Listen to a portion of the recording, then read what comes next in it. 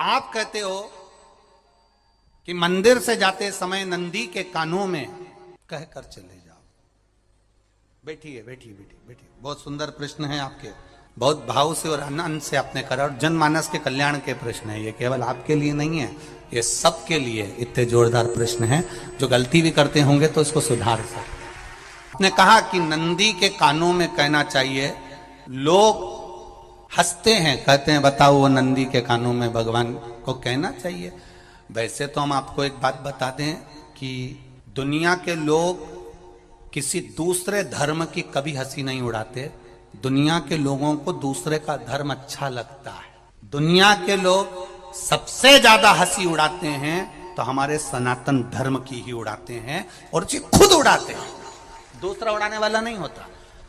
दूर के ढोल हमें समझ में आते हैं, उसका धर्म हमें समझ में आ गया, उनका क्या है, ऐसा है, आओ कुछ नहीं, उनके धर्म में ऐसा है, कितना आनंद हमें दूसरे के धर्म में लग रहा है, और हमारा सनातन धर्म हमको बुरा लगता है, हमारे सनातन धर्म हमें बुरा लगने लगा। अरे भाई, लोग कहते हैं कि नंदी के कान में कहते हो, ये कोई हमारे पुराणों में या शास्त्रों में लिखा है? भगवती बहन साहू, आपको धन्यवाद देना चाहूंगा के अंतर्गत चाहे उपाय जो बताए जाते हैं कि बेलपत्री ऐसे चढ़ाना, काली मिर्च ऐसे चढ़ाना, चावल ऐसे चढ़ाना, धतूरा का क्या महत्व है, शमी के पत्ते का क्या महत्व है, बेलपत्री के पत्ते का क्या महत्व है, ये जितनी भी बातें बताई जाती हैं ये सब पुराण के अंतर्गत से बताई जाती है। अब दुनिया के लोग इसको चाहे टोटका कह दें, चाहे दुनिया के लोग इसे टोना कह दें, पर पुराण से हटकर कुछ नहीं। और आप लोगों को अगर बोला है कि नंदी के कान में कहकर भगवान शंकर के मन में बात पहुंचे, तो ये क्यों कहा, तो ये भी हमारी शिव महापुराण में लिखा है, जलंधर के चरित्र में। कोई आपसे कहे कि नंदी के कान में बोलने से क्या होता है, ये जलंधर का चरित्र कह रहा है। मां पार्वती जी का हस्त कमल पकड़कर जलंधर लेकर जाने लगा।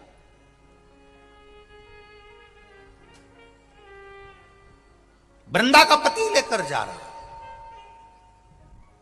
वृंदा तो भगवान की भक्ति में लीन रहती थी, उसको तो जलंधर को सबसे ज्यादा तकलीफ थी नारायण से, पर शिव के पास आ गया, क्योंकि ईर्षा प्रवृत्ति, अभी कथा में कहा, कोई कोई ऐसा होता है जिसको तुमसे बेर नहीं होता तो भी अंदर से ईर्षा जाग जाती है। कोई कोई ऐसा होगा जिसको अंदर से ईर्षा जागती है, अपने आप अंदर से ईर्षा जागती है, उसका कोई बेर नहीं, पर ईर्षा जाग गई, भीतर से ईर्षा जाग। ना आप उससे मिले हो, ना कभी वो आप उसके सामने बैठे हो। कई लोग किसी ना किसी की बुराई करते हैं तो हम लोग पूछ भी लेते हैं, क्यों साहब उनसे मिलकर आए हो क्या तुम? कभी नहीं मिल किया है, कभी उनका सामना हुआ नहीं हुआ, तो फिर बुराई क्यों कर रहा? एक ने कर दी थी इसलिए हमारे ध्यान में था तो हमने भी कर दी। लो, वो कुआं में डूब के मरेगा तो तू भी मरेगा का? नहीं। नंदी सामने बैठा है, गणेश जी को मालूम पड़ गया, कार्तिकेय को मालूम पड़ गया, मां पार्वती जी का हस्त कमल जलंधर ने पकड़ लिया और लेकर चला।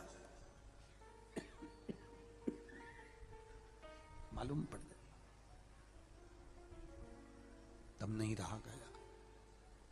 गणेश जी को क्रोध आ गया और गणेश जी महाराज आए, शिव जी को जगाने लगे, पिताजी पिताजी पिताजी कर कर जगाया, उठो पिताजी, पिताजी उठिए, पिताजी जागिए, पिता को जगा रहे हैं। भगवान शंकर नहीं उठे, तप में लीन थे। क्या करें हम? जलंधर के पास में इतना बल है, इतना बल है, और पिता की आज्ञा नहीं होगी तो हम कैसे मार देंगे इसको? मारने को तो मार दें। मां ने आज्ञा करी थी कि जलंधर उसको तारकासुर को मार दो, तो कार्तिकेय ने तारकासुर को मार दिया। शिव जी की आज्ञा नहीं तो हम इसको कैसे मारें? क्या करें?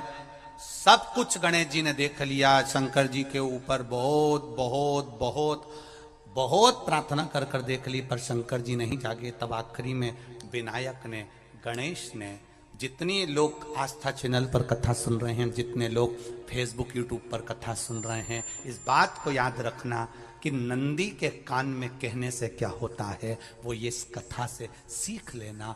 आखिरी में गणेश जी को लगा किसको कहूं, शंकर जी भी तप में हैं, नंदी भी तप में हैं, मैं किसको कहूं।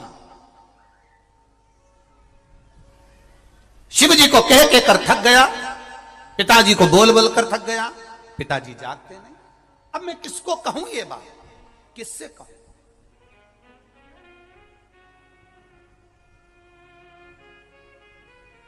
विनायक गए सीधे अब नंदी के पास में। नंदी भी तप में लीन थे, शंकर जी की ओर मुख था,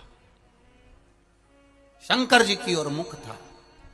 गए और जाकर तुरंत विनायक ने नंदी के कानों में जाकर कहा, नंदीश्वर, मैया का हाथ पकड़कर जलंधर लेकर जा रहा है, पिताजी तप में लीन है, कृपा करिए ना। बस केवल नंदी के कान में कहा, गणेश जी दूर हट गए। नंदी के कान में कहा, शंकर जी के नेत्र खुल गए, शिव जी के नेत्र खुले। ध्यान देना जरा, इस शिव महापुराण की, आशुतोष शिव महापुराण की कथा, जो कथा यहां कही जा रही है, यह कथा पहले के चरित्रों में सुनने को नहीं मिली होगी। जरा ध्यान देना इस संवाद पर, जितने लोग आस्था चैनल पर, जितने फेसबुक यूट्यूब पर सुन रहे हैं। सनातन धर्म की हंसी उड़ाने वाले कह देते हैं नंदी के कान में कहने से क्या होता है, नंदी के सामने जाकर बोलने से क्या होता है, नंदी के पास बैठकर बोलने से क्या होता है, नंदी के पास बैठकर शंकर जी का मात्र दीदार करने से क्या होता है, दर्शन करने से क्या होता है। वो अच्छे से समझ लेना, जो लोग सनातन धर्म पर उंगलियां उठाते हैं, वो अच्छे से समझ लें इस बात को।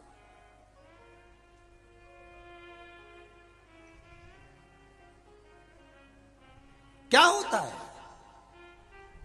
नंदी तप में लीन, शिवजी तप में लीन, शिव नहीं उठ रहे। विनायक ने नंदी के कानों में जाकर कह दिया, नंदी के कान में जाकर कहा, नंदी के नेत्र नहीं खुले। नेत्र किसके खुले, जम के बोलो, महादेव के खुले, शिव जी के खुले।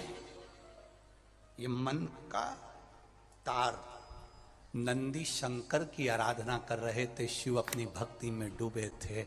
यहां कहा, यहां पहुंचा, जो दिल में था उस तक बात पहुंच गई। नंदी के दिल में शिव थे, तुम कहे, नंदी ने शंकर तक बात पहुंचा दी। वो सूत्र जो बंधा था दिल से दिल तक का, वो पहुंच गया। वो सूत्र जो दिल से दिल तक बंधा हुआ था, मन से बंधा हुआ था, खबर वहां तक पहुंच गई, खबर पहुंच गई। लुटाइए, ये मौका मिला है आनंद का, दिल से प्रेम लुटाओ। नंदी से कहा, नंदी ने देवादिदेव महादेव से नहीं कहा। केवल नंदी आंख बंद कर कर बैठे थे, कहते सही भगवान गणेश के शब्द शिव जी तक पहुंच गए।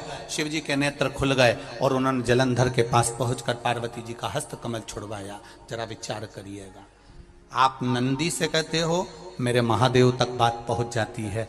आपको केवल नंदी से प्रेम से कहना है, नंदीश्वर मेरे बाबा, ए मेरे बाबा, आप रोज शिव जी को लेकर भ्रमण पर निकलते हो, मुझे बहुत दुख है, आप मेरे दुख को मिटाने के लिए मेरे दरवाजे पर क्यों नहीं आते। नंदीश्वर से कहा, शिव जी तक बात पहुंच जाएगी, शंकर के नेत्र आपके लिए खुल जाएंगे और महादेव आपके यहां खड़ा मिलेगा, मेरा महादेव आपके पास में खड़ा मिलेगा। आशुतोष शिव महापुराण की कथा कहती है, लोग कहते हैं नंदी को कहने से क्या होता है, ये शिव पुराण कह रही है, कहा वहां तक पहुंचा, दिल से दिल का कंटेक्ट। हम कई बार कहे आपको, आप लोगों ने सुना होगा शिव महापुराण में कि बहुत दुख हो जिंदगी का, बहुत दुख तकलीफ, जैसे वो बहन ने लिखा, मेरे कर्जे में लदालुम हो गई, तकलीफ बढ़ गई, शरीर का रोग था, 15-20 साल हो गए, आराम नहीं, बेटे भी व्यसन में डूबने लगे, क्योंकि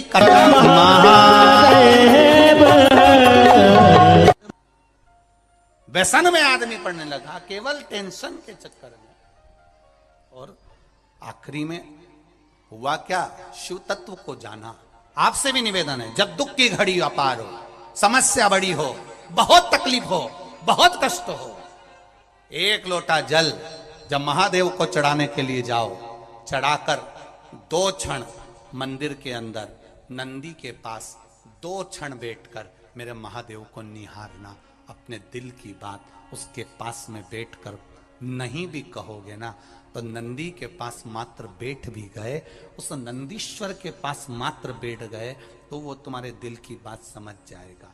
तकलीफ बढ़ गई ना, कोई बात नहीं, दवाई खाओ, डॉक्टर को दिखाओ, पर एक बार उस जल को शिव जी पर चढ़ाओ। चढ़ाकर जल लेकर जब घर जा रहे हो 2 क्षण मेरे नंदीश्वर के पास में बैठ जाओ, नी भी कुछ कहना है मत कहो, एक बार उसके करीब में बैठकर दिल से मन से मेरे महादेव से जो कहना चाहती हो बस मन में भी धर लिया तो मेरे नंदी ने सुनकर वो महादेव से कह दिया, दुनिया का सबसे ज्यादा तप करने वाला, समाधि में लगने वाला, साधना करने वाला, व्रत करने वाला, उपवास करने वाला, तब साधना में लीन होने वाला कोई है तो वो नंदीश्वर है, जो शिव जी के सामने बैठकर उनके सामने हमेशा सामने मुख कर कर तप में लीन रहे।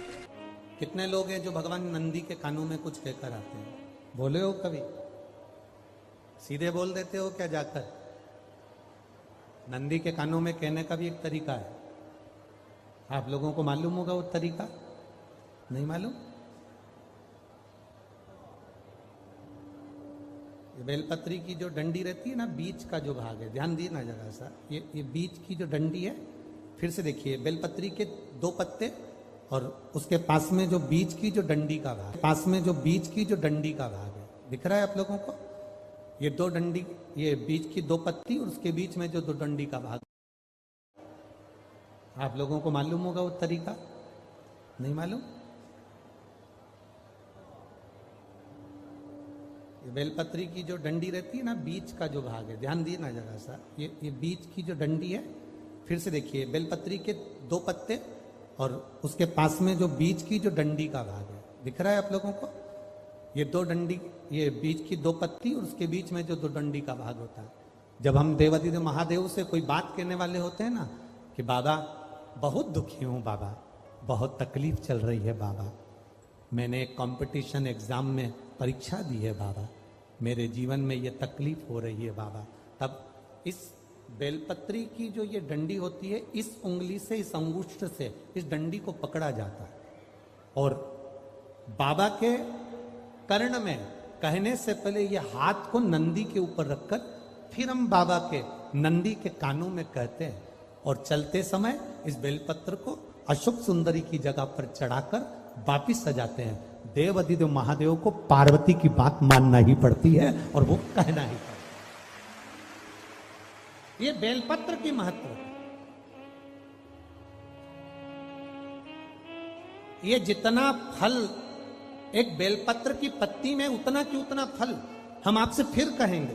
कभी मौका मिल जाए जिंदगी में, कभी तुम्हारे जीवन में अगर मौका मिले और कहीं बेलपत्री का वृक्ष मिल जाए जिसकी छांव तुम्हारे ऊपर पड़ रही हो, तुम्हारे ऊपर अगर बेलपत्री की छांव पड़ रही हो, उसके नीचे बैठकर कभी मौका मिले, एक बेलपत्री का पत्ता मात्र रखकर आप शिव जी का नाम लेकर जल भी अगर समर्पित कर रहे हो ना, तो वो 12 ज्योतिर्लिंग को जल चढ़ाने के बराबर फल प्रदान कर।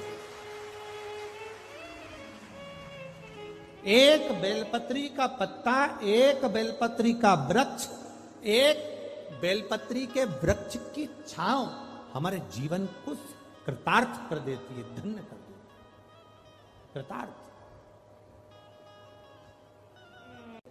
तो जिस जगह पर नंदी मेरे मंदिर के बाहर बैठा रहेगा,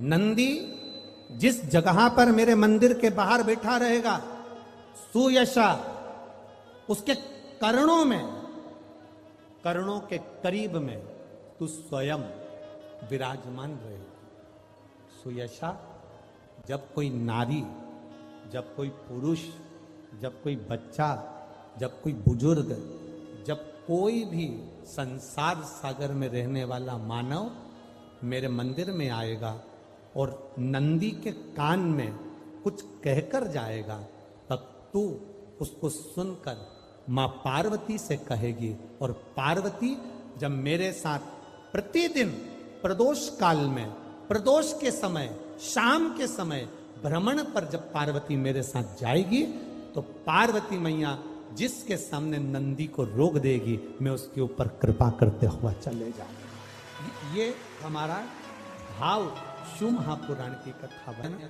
तो शंकर जी के मंदिर जाते हैं तो आप जब वापिस लौट कर आते हैं तो नंदी के कान में,